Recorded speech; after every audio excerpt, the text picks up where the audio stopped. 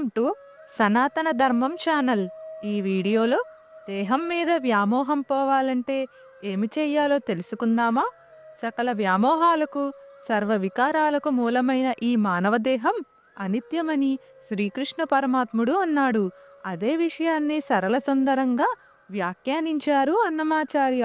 సంక్లిష్టమైన వేదాంత సారాన్ని దేహి నిత్యుడు దేహములు అనిత్యాలు అన్న తన కీర్తనలో అచ్చమైన తేట తెలుగు పదాలతో పరిచయం చేశారు. అశాశ్వతమైన ఈ శరీరం కోసం అపురూపమైన జీవితాన్ని వెచ్చిస్తూ నిరర్ధకంగా కాలాన్ని గడిపేస్తున్నాం. నిత్యము సత్యము అయిన ఆత్మను విస్మరిస్తున్నాం. అందుకే దేహాన్ని గురించి, దేహాన్ని భరించి దేహి గురించి భగవద్గీతలోని సాంఖ్యయోగంలో చెప్పబడినది. అంటే మనిషి జీర్ణ వస్త్రాలను పరిత్యజించి నూతన వస్త్రాలను ధరించినట్లు జీవాత్మ కూడా జీర్ణమైన దేహాన్ని విడిచి నూతన దేహాన్ని పొందుతుంది. ఎట్టి శస్త్రమైనను ఈ ఆత్మను ఛేదింపజాలదు. ఈ ఆత్మను అగ్ని దహించలేదు, నీరు తడుపజాలదు, గాలి ఎండింపజాలదు. ఆత్మ నిత్యము, సర్వవ్యాప్తము, స్థిరము, అచలము, సనాతనము. అద్భుతమైన ఈ భగవద్గీత శ్లోకాన్ని అన్నమాచార్య అలతి అలతి పదాలతో పామరులకు సైతం అర్థమయ్యేలా వివరించారు. కురుక్షేత్రంలో ఆ శ్రీకృష్ణ పరమాత్మ బోధించిన మరికొన్ని భగవద్గీత శ్లోకాలను కూడా ఈ భక్తాగ్రేసరుడు తేట తెలుగులో అనుసరించాడు.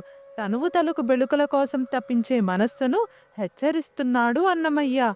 పెరిగే వయస్సుతో తరిగే ఆయుష్తో దినదినం శుష్కించిపోతున్న ఈ దేహి అనిత్యమైనది. ఇలాంటి దేహాలు శాశ్వతమైనవి కావని కోరికలకు కారమైన మనస్సుకు హితవు పలుకుతున్నాడు. అశాశ్వతమైన దేహాలని ఎన్నింటినో ధరించే దేహి అంటే ఆత్మ మాత్రం నిత్యమైనదని స్పష్టం చేస్తున్నాడు.